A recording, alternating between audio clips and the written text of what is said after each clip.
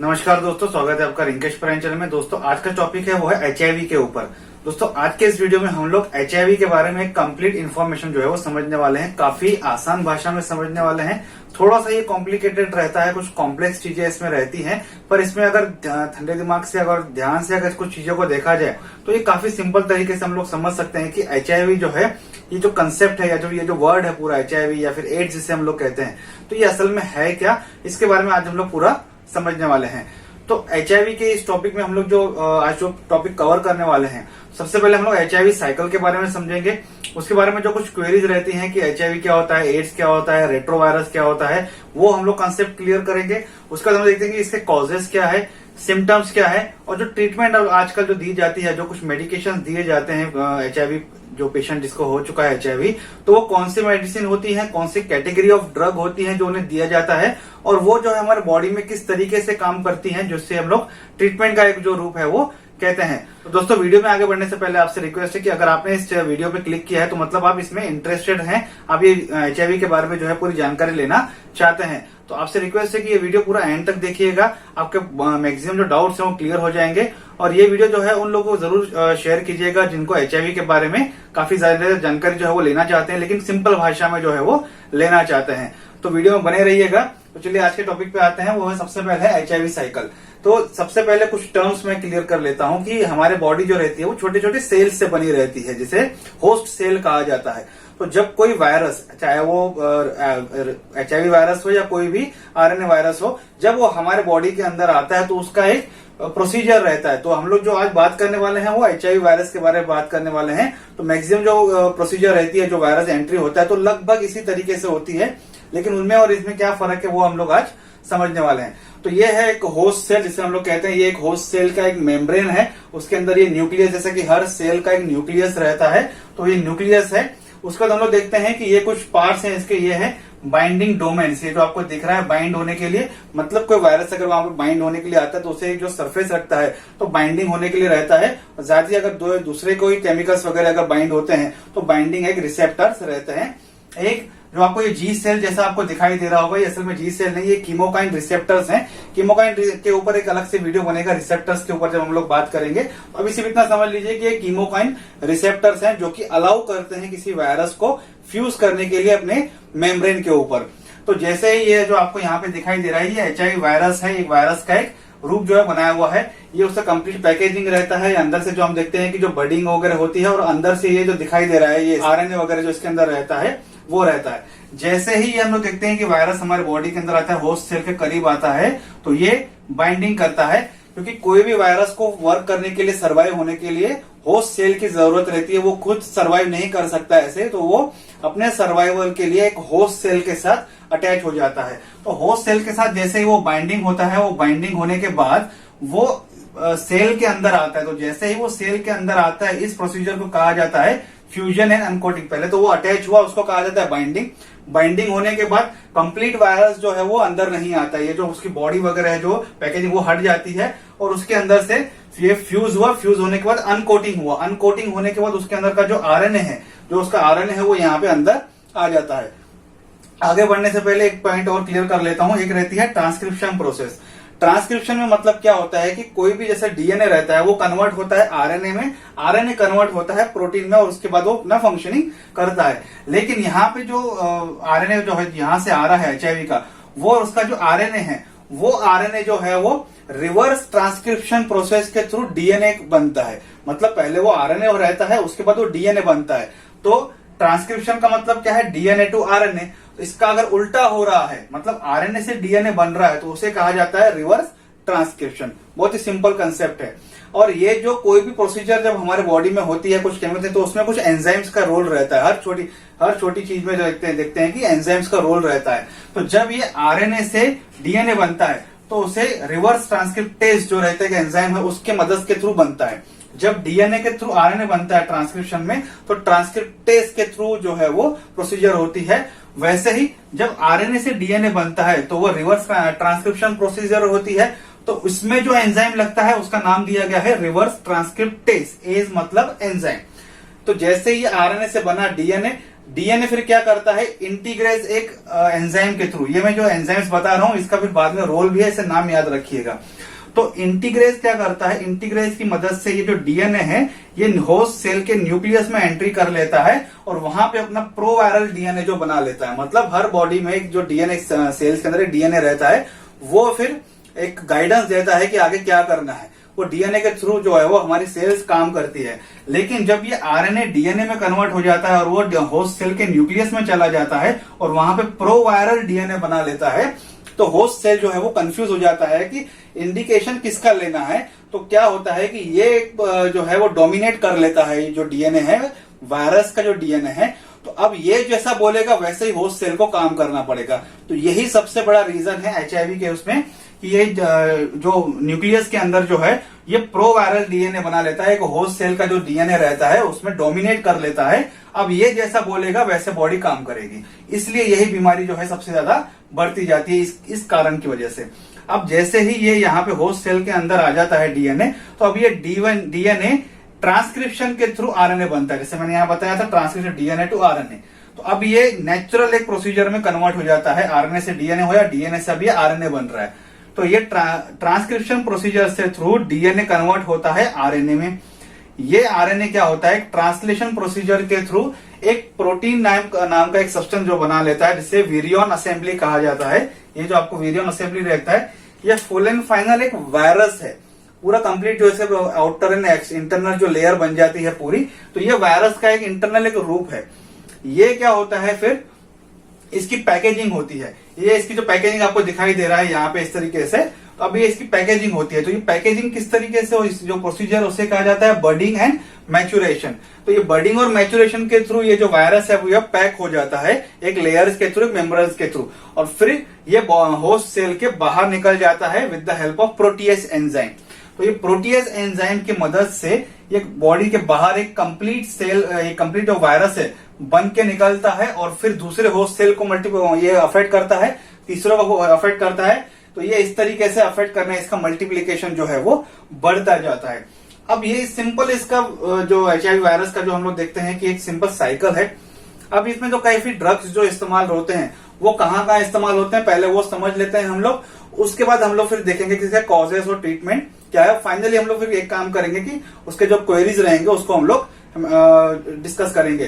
तो अभी जो मेडिकेशंस यहाँ पे डिस्कस होने वाली हैं, तो जो मेडिकेशंस यहाँ पे दी जाती हैं उसका रोल क्या रहता है कि ये जो फास्ट जो ये प्रोसीजर होती है, जैसे आता है मल्टीप्लाई होता है और ये रिलीज हो जाता है, इसको काफी हद तक स्लो डाउन कर लेती है, काफी कम कर लेती है, जिसकी वजह से एक व्यक्ति का जो लाइफ साइकिल है, जो लाइफ जो समय है वो 5 से 10 साल और एक जो है वो उसकी इंक्रीज हो जाता है, क्योंकि वो मेडिकेशंस के बेसिस पे। पर वो मेडिकेशंस कुछ कॉस्टली थी, तो कुछ समय पहले हम देखते हैं कि 8 से 8-10 साल पहले गवर्नमेंट ऑफ इंडिया ने इसे काफी फ्री ऑफ कॉस्ट में देना शुरू कर दिया था। तो जो सरकारी जो हॉस्पिटल्स रहते हैं वहां पे आप देखेंगे कि ये मेडिसिन जो ब्रांडेड मेडिसिन रहती हैं वो काफी हम लोग देखते हैं कि कम प्राइजेस में या फिर 0 प्राइजेस में भी हमें ये मिलती हैं। तो ये बेनिफिट्स गवर्नमेंट की तरफ से ऑलरेडी है।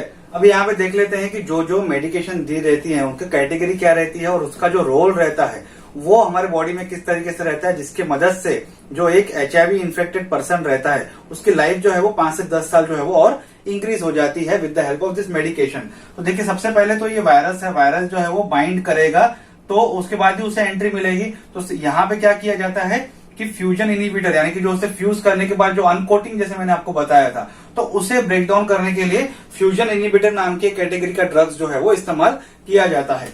दूसरे बात हम लोग देखते हैं कि जैसे ही वो आरएनए से फिर डीएनए बन रहा है तो रिवर्स ट्रांसक्रिप्टेज करके जो एंजाइम्स है उसके मदद से ही बन रहा है। तो यहाँ पे क्या किया जाता है, non nucleotide reverse transcriptase inhibitor या फिर न्यूक्लियोटाइड रिवर्स ट्रांसक्रिप्टेज इनिबिटर, ये एक कैटेगरी ऑफ ड्रग है जो क्या करती है, रिवर्स ट्रांसक्रिप्टेज जो एंजाइम है उसको इनिबिट कर देती है, जिसकी मदद से आरएनए से जो डीएनए जो कन्वर्ट हो रहा है, जो बन रहा है, उसे जो है ये प्रोसीजर को रोक दिया जाता है, वहां पे इसे ब्लॉक कर दिया जाता है with the help of this drug. और सबसे ज्यादा ड्रग्स जो है वो इसी तरीके के मेडिकेशन जो है वो ज्यादातर इस्तेमाल होते हैं कॉम्बिनेशन मेडिकेशन में भी। उसके बाद हम लोग देखते हैं कि यहाँ पे जो डीएनए से जैसे वो एंट्री कर रहा है होस्ट सेल के अंदर, तो यहाँ पे एक इंटीग्रेज एंजाइम है, तो यहाँ पे इंटीग्रेज स्टैंडर्ड ट्रांसफर इनिबिटर, ये एक कैटेगरी ऑफ ड्रग है जो इस्तेमाल किए जाते हैं, जो डीएनए को न्यूक्लियस के अंदर एंटर होने से रोकते हैं, पर ये काफी मेडिकेशन जो है 100% इफेक्ट नहीं कर पाती है, इसलिए कभी कभी कॉम्बिनेशन ऑफ थेरेपी इस्तेमाल किया जाता है। तो इंटीग्रेस इनहिबिटर्स जो है वो ज्यादातर इस्तेमाल किए जाते हैं कॉम्बिनेशन थेरेपीज के अंदर। उसके बाद हम लोग देखते हैं कि यहाँ से जैसे आरएनए बन जाता है, यहाँ से ट्रांसलेशन से यहाँ पे आ गया, तो यहाँ पे एक जो प्रोटीएज एंजाइम्स के थ्रू वो बाहर जा रहा है, तो प्रोटीएज इनहिबिटर्स भी इस्तेमाल किए जाते हैं ताकि वो बनने के बाद जो है वो यहाँ से बाहर ना निकल जाए और ये होस्ट सेल जो है वहीं के वहीं डेड हो जाए। एक और रहता है यहाँ पे कीमोकाइन रिसेप्टर, जो कीमोकाइन रिसेप्टर्स पे एंटागोनिस्ट करके यूज होते हैं, जिससे कहा जाता है CCR5 एंटागोनिस्ट, जो कि कीमोकाइन रिसेप्टर्स को जो फ्यूज होते हैं तो वहां पे रोकने के लिए, उसे एंटागोनिस्ट करने के लिए, उसे अपोज करने के लिए जो है वो इस तरीके के ड्रग्स का इस्तेमाल किया जाता है कि अगर यहां से अगर वायरस निकल गया वो दूसरे किसी होस्ट सेल को अफेक्ट कर रहा है तो उसे रोक दिया जाए। तो ये जो कभी कभी जो मेडिकेशंस होते हैं वो कॉम्बिनेशन ऑफ HIV मेडिकेशन इस्तेमाल होते हैं ताकि कभी कभी जो वायरस आ गया है उसे भी रोकना है और वो जो मल्टीप्लाई हो रहा है उसे भी रोकना है और एंट्री जो होस्ट सेल के अंदर उसे भी रोकना है। तो इस तरीके से कभी कभी कॉम्बिनेशन ऑफ मेडिकेशन थेरेपी इस्तेमाल होती है और मैक्सिमम देखा जाए तो एक लेवल के बाद, उसके बारे में हम लोग बात करेंगे, तो वहां पे HIV का कॉम्बिनेशन मेडिकेशन जो है वो स्टेज के हिसाब से इस्तेमाल किया जाता है। एक है attachment and post attachment inhibitor, ये भी कुछ मेडिकेशन का कैटेगरी है पर काफी रेयर इस्तेमाल होता है। तो अटैचमेंट होने से पहले और पोस्ट अटैचमेंट जैसे हो गया है यहाँ पे, तो उसके बाद जैसे जो प्रोसीजर है उसे रोकने के लिए भी एक मेडिकेशन जो है वो इस्तेमाल की जाती है। तो ये different categories of HIV drugs है, जिसे या फिर एंटी रेट्रोवायरल ड्रग जिसे कहा जाता है या फिर एंटी वायरल ड्रग भी जिसे हम लोग कह सकते हैं। तो ज्यादातर तो HIV के अंदर जो मेडिकेशन इस्तेमाल होते हैं, जो कैटेगरी रहती है उसे एंटी रेट्रोवायरल ड्रग जो है वो कहा जाता है। तो ये कैटेगरीज इस्तेमाल होती हैं HIV के जो वायरस को जो मल्टीप्लीकेशन होने से रोकने के लिए, ताकि वो और सीरियस कंडीशन ना हो जाए और कोई जो डेथ है उसे थोड़ा सा अच्छे से करने के लिए, उसकी लाइफ जो है वो और अच्छी करने के लिए ये मेडिकेशंस का इस्तेमाल किया जाता है। अब यहाँ पे देख लेते हैं कि जो HIV है वो किस तरीके से स्प्रेड होती है, वायरस जो है वो किस तरीके से पर्सन टू पर्सन स्प्रेड होता है या फिर कैसे ये फैलता है या फिर कैसे होता है, इसका कॉज भी हम लोग देख सकते हैं। तो ये ब्लड के द्वारा फैलता है। किसी को इन्फेक्टेड व्यक्ति है, HIV इन्फेक्टेड व्यक्ति है, उसका कट है, वहां अगर आपको भी कट है वो टच हो जाता है पॉइंट, तो ब्लड टू ब्लड अगर हो जाता है, या फिर आपको पता नहीं है कि आपको HIV है, कई समय तक ये शरीर के अंदर दबा हुआ रहता है, अगर आप ब्लड ट्रांसफ्यूजन कर रहे हैं तो भी जो है ये फैलता है। उसके बाद हम देखते हैं कि सीमेन के द्वारा सेक्सुअल एक्टिविटी परफॉर्म करते हैं, सेक्स के दौरान जब हम देखते हैं कि अगर कॉन्डम्स या कोई प्रिकॉशन अगर हम नहीं लेते हैं तो हमारे पार्टनर को जो है ये फैल सकता है, मेरे सीमेन के थ्रू मेरे पार्टनर को फैल सकता है, या फिर उसके वजाइनल फ्लूइड जो है उसके थ्रू मुझे हो सकता है। तो इस तरीके से होता है। ब्रेस्ट मिल्क, अगर माँ एक बच्चे को अगर दूध पिला रही है तो एक फ्लूइड जो जाता है तो उस फ्लूइड के थ्रू भी वो बच्चे के अंदर जाता है। उसमें देखते हैं कि सलाइवा वगैरह भी जो है, अगर किसिंग वगैरह करते हैं तो सलाइवा के थ्रू भी ये एक्सचेंज होने के काफी ज्यादा चांसेस रहते हैं। रेक्टल फ्लूइड से भी ये फैला जाता है, कई लोग जो एनल सेक्स वगैरह करते हैं तो उनमें भी ये फैलने के चांसेस रहते हैं। तो सोर्सेज ऑफ ट्रांसफॉर्मेशन क्या क्या हम देखते हैं कि एनल्स है, एनल है, उसके बाद देखते हैं पेनिस है, माउथ है, वजाइना है, पेनिस है, उसके थ्रू जो है, या फिर ब्रोकन स्किन है, वहां से थ्रू जो है ये फैल सकता है। इसके अलावा और क्या क्या हो सकता है, किसी भी व्यक्ति के साथ अगर आप सेक्स कर रहे हैं, किसी पार्टनर जो कि इन्फेक्टेड व्यक्ति है, कॉन्डम इस्तेमाल नहीं कर रहे हैं, डेंटल लाइन इस्तेमाल नहीं कर रहे हैं, या फिर किसी तरीके का प्रिकॉशन आप इस्तेमाल नहीं कर रहे हैं, तो आपको ये होने के चांसेस हैं। कई बार जो लोग ड्रग्स लेते हैं, जो एक सर्कल बना के जो ड्रग्स लेते हैं, तो नीडल्स से जो ड्रग्स लिए जाते हैं तो वो शेयरिंग करते हैं नीडल्स, तो कभी कभी इन्फेक्टेड व्यक्ति के जो नीडल्स है वो आपको लग जाती है, तो उसके द्वारा भी HIV आपको हो सकता है। तो ये काफी ज्यादा कॉमन सिम्टम्स जो है, काफी कॉमन जो कॉजेज हैं, ये किस तरीके से होता है, ये फिर इसका जो सोर्स है होने का वो ये इसके आपके सामने है। डायग्नोसिस कैसा होता है, ज्यादातर ब्लड टेस्टिंग से ही इसका पता चलता है। तो HIV जो रैपिड टेस्ट या फिर एलाइजा टेस्ट होती है, उसमें हम देखते हैं कि ये टेस्ट से पता चलता है कि आपके इसमें HIV है या नहीं है, तो कितना प्रतिशत उसका लेवल जो है हो चुका है। तो अलग अलग इसकी टेस्टिंग होती है। इसमें वायरल लोड की एक टेस्ट होती है, जिसमें CD4 वायरल काउंट, जिसमें देखा जाता है कि CD4 के काउंट कितने हैं, वायरल लोड आपको कितना है, वायरस के जो काउंट्स हैं वो कितने हैं, वो उससे पता किया जाता है। एंटीजन टेस्ट होती है, जो कि हमारे अंदर जो कोई वायरस आ गया है तो उसका एक टेस्टिंग होती है, उसके खिलाफ जो एक उसके रोकने के लिए जो एंटीबॉडी हमारे बॉडी में काम करते हैं, जो कि उसे फाइट करने के लिए जो काम करते हैं, तो एंटीबॉडीज बढ़ जाते हैं, तो वो एंटीबॉडीज एक टेस्ट होती है। उस पर एक्सरे पे देखा जाता है, क्योंकि चेस्ट वगैरह के देखा जाता है, आपके लंग्स सिकुड़ जाते हैं, काफी तकलीफें होती हैं, तो उसमें एक्सरे से भी काफी चीजें पता चलती है। टीबी उसमें मेन चीज उसमें देखी जाती है एक्सरे के थ्रू, क्योंकि जिसे HIV होता है उसमें टीबी या फिर हेपेटाइटिस, ये दोनों चीजें कोरिलेट मानी जाती हैं। तो जिसे एचआईवी हो गया उसमें टीबी और हेपेटाइटिस भी देखा जाता है। उसके बाद पेट स्मीयर भी लिया जाता है, कोई आपका बॉडी का पार्ट लिया जाएगा, उसका एक स्मीयर बना के स्लाइड बना के उसमें काउंट जो है वो देखे जाते हैं, पर ये बहुत रेयर होता है। ज्यादातर जो ब्लड टेस्टिंग के द्वारा ही कई लोग जो प्रेफर करते हैं, क्योंकि they don't want to touch anybody's HIV infected person, कि उसके पार्ट्स को हाथ लगाना नहीं चाहते हैं या कोई कॉन्टेक्ट में आना उसे पसंद नहीं करते हैं। तो ब्लड ले लिया, ब्लड को टेस्टिंग में डाल दिया, तो इस तरीके से ज्यादा प्रेफर ये किया जाता है ब्लड टेस्टिंग। अब इसे रेट्रोवायरल क्यों किया जाता है? देखिए, वायरस जब हमारे बॉडी में आता है तो काफी समय तक वो पीछे ही रहता है, मतलब वो दबा हुआ रहता है, तुरंत अपने सिम्टम्स नहीं दिखाते। इनिशियली कुछ सिम्टम्स दिखाता है, तो मैं उसके बारे में बताऊंगा कि उसके स्टेजेस क्या क्या है, लास्ट में वो कवर कर लूंगा। तो रेट्रोवायरल में क्या होता है, वो इट वर्क्स ऑन बैकवर्ड, यानी कि पीछे की तरफ। हम बोलते हैं ना कि एक बैक ऑफिस है, तो बैक ऑफिस में वो काम करता रहता है। तो इसे रेट्रोवायरल क्यों कहा जाता है? जैसे कि हमारी बॉडी है, हमारी बॉडी में मैसेंजर कौन है? मैसेंजर है डीएनए। डीएनए मैसेज करता है आरएनए में कन्वर्ट, आरएनए से वो प्रोटीन में जो मैसेजर जाता है, तो इस तरीके से ट्रांसफॉर्मेशन होता है। अब ये जो है वायरस, जिसे स्पेशली एचआईवी वायरस कहा जाता है, तो इसका जो मैसेंजर है ये आरएनए है। आरएनए से ये डीएनए में आता है, फिर डीएनए से क्या करता है, ये होस्ट सेल का जो डीएनए रहता है उसके डोमिनेट कर लेता है, या फिर उससे नीचे दबा लेता है, या तो फिर खत्म कर लेता है। फिर अब ये जो डीएनए, मतलब वायरस का जो डीएनए है, ये जो बोलेगा, ये उसी तरीके से होस्ट सेल को काम करना पड़ेगा, जैसे मैंने पहले बताया। तो वो इंस्ट्रक्शन देना शुरू करता है, फिर उस तरीके से वो काम होता है। फिर वहां से डीएनए से फिर आरएनए बनता है, फिर वो प्रोटीन जो प्रोसीजर बनती है as per the instruction of the domicile जो सेल्स है, जो डीएनए है, वो जो डोमिनेट कर देती है, उसके हिसाब से जो वर्किंग होता है। तो इसलिए इसे रेट्रोवायरल कहा जाता है, क्योंकि आरएनए से डीएनए, डीएनए से आरएनए बनता है, तो इसके जो मैसेंजर है वो चेंज होते हैं, इसलिए इसे रेट्रोवायरल जो है वो कहा जाता है।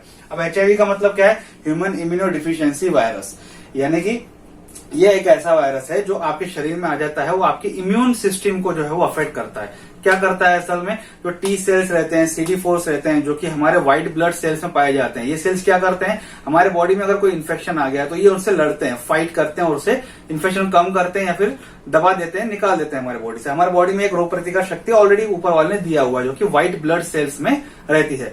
तो ये क्या करते हैं, एचआईवी क्या करता है, जो वायरस है वो इम्यूनो डिफिशियंस कर देता है, आपकी जो इम्यूनो रोग प्रतिकार शक्ति है उस पर अटैक कर देता है, उसको किल करना शुरू कर देता है, जिसकी वजह से क्या होता है कि आपके बॉडी में धीरे धीरे जो इम्यून पावर है आपका धीरे धीरे डाउन होता जाता है, कम होता जाता है, जिसकी वजह से वो दूसरी बीमारियों से वो लड़ नहीं पाता है, और आपको और भी बीमारियां होती है, कमजोरियां होती हैं, धीरे धीरे आपका शरीर जो है वो गलना शुरू हो जाता है, इसलिए इसे एचआईवी कहा जाता है। अब एड्स क्या है? ये एक्वायर्ड इम्यूनो डिफिशियंसी सिंड्रोम है। ये एक लेवल हो जाती है जिसमें क्या होता है कि जब वो आपके जो इन्फेक्शन है, मतलब जो एचआईवी जब हो जाता है, तो वो जब आपके इम्यून सिस्टम को मारना शुरू कर देता है, तो धीरे धीरे वो आपकी इम्यून सिस्टम खत्म कर देता है, जिसकी वजह से दूसरे इन्फेक्शन को जो है वो रोक नहीं पाता है, तो दूसरा इन्फेक्शन भी हो गया, तो दूसरे इन्फेक्शन भी हमने एक्वायर्ड कर लिए, तो इसलिए इसे एक्वायर्ड इम्यूनो डिफिशियंसी सिंड्रोम जो है वो कहा जाता है सिंपल भाषा में।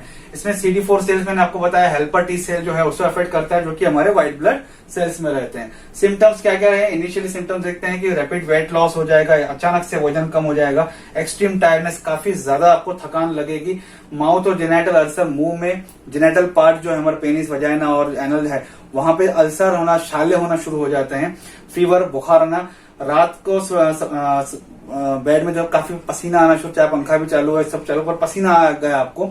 उसके बाद स्किन डिस्कलरेशन, स्किन थोड़ा सा कलर चेंज होता है, कहीं से व्हाइट, कहीं से ब्लैक हो जाएगा, डार्क हो जाएगा, तो ये सिम्टम्स होना शुरू हो जाते हैं। बाकी और भी कई बीमारियां हो जाती हैं, जैसे क्योंकि जैसे आपका इम्यून सिस्टम डाउन हो जाता है, तो ये बाकी बीमारियों को भी इन्विटेशन दे देता है। मसल्स काफी दुखना शुरू हो जाते हैं आपके, काफी बॉडी पेन काफी ज्यादा शुरू हो जाता है, सोर थ्रोट, गले में खराश जैसा महसूस आपको शुरू हो जाता है, और हो सकता है कि ये इससे कन्वर्शन होकर आपकी इम्यून सिस्टम डाउन हो जाए, CD4 सेल डाउन हो जाए, तो आपको कैंसर होने के भी चांसेस रहते हैं। अब स्टेजेस समझ लीजिए, लास्ट में हम समझ लेते हैं कि एचआईवी का जो स्टेज है वो कैसा रहता है। जैसे ही वायरस आपकी बॉडी में एंटर होता है, तो आपकी बॉडी में क्या होता है कि एक फर्स्ट लेवल होती है एक्यूट एचआईवी, मतलब वायरस आपके शरीर में आ गया, उस समय के लिए आपको 1-2 महीने के लिए बुखार आएगा जाएगा, बुखार आएगा जाएगा, ऐसा चलता रहेगा प्रोसीजर, और कुछ समय के बाद ऑटोमेटिकली वो ठीक हो जाएगा, वायरस आपकी बॉडी के अंदर चला जाएगा। अब वो पीछे की तरफ रहेगा, मतलब क्रॉनिक क्लिनिकल लिटेंसी में आ जाएगा, क्रॉनिक स्टेज या फिर क्लिनिकल लिटेंसी स्टेज जिसे कहा जाता है। तो उस स्टेज में ये रहेगा जिसमें आपको एचआईवी तो रहेगा, काफी सालों तक रहेगा, लेकिन वो दबा हुआ रहेगा, सप्रेस रहेगा, लेकिन सिम्टम्स आपको यानी कि ज्यादातर दिखाई नहीं देंगे। जो सिम्टम्स मैंने आपको दिखाया वो काफी सालों तक आपको देखने को नहीं मिलेंगे, क्योंकि वो सप्रेस रहेगा, बैक ऑफिस में काम करता है वो। तो लेकिन इसका मतलब ये नहीं है कि आप एचआईवी स्प्रेड नहीं कर सकते। You are big person to वो are ready to spread the HIV। तो आप HIV स्प्रेड करने वाले काफी ज्यादा होस्ट पर्सन जो है वो बन जाते हैं, कि आप HIV फैला पाते हैं इस स्टेज पर आपको पता नहीं रहता है, क्योंकि आपको सिम्टम्स जो है वो देखने को नहीं मिलते हैं। ये क्रॉनिक एक स्टेज रहती है। उसके बाद थर्ड स्टेज, जब आपका इम्यून सिस्टम पूरा खत्म हो जाता है, डाउन हो जाता है, आपको और बीमारियां भी परेशान करती है, अंदर से शरीर पूरा गलना शुरू हो जाता है, इस तरीके से हैवी सिम्टम्स दिखने शुरू हो जाते हैं, इसे कहा जाता है सीवियर स्टेज ऑफ HIV। यहाँ पे आपके CD4 काउंट जो रहते हैं 200 जो उसके जो नंबर्स रहते हैं उससे भी वो कम हो जाते हैं, काफी लेवल कम हो जाए, CD4 काउंट्स की कम हो जाती है, और आपकी जो रोग प्रतिकार शक्ति रहती है वो काफी हद तक कम हो जाती है, और इसे लास्ट स्टेज जो है इसे माना जाता है HIV का। तो आई होप आपको आज का वीडियो अच्छा लगा होगा। वीडियो अच्छा लगे तो लाइक और शेयर जरूर कीजिएगा। अगर आपको कोई टॉपिक, अगर कोई कमेंट है तो आप कमेंट बॉक्स में कमेंट कर सकते हैं, और मुझे इस चैनल को सपोर्ट करने के लिए प्लीज सब्सक्राइब कीजिए।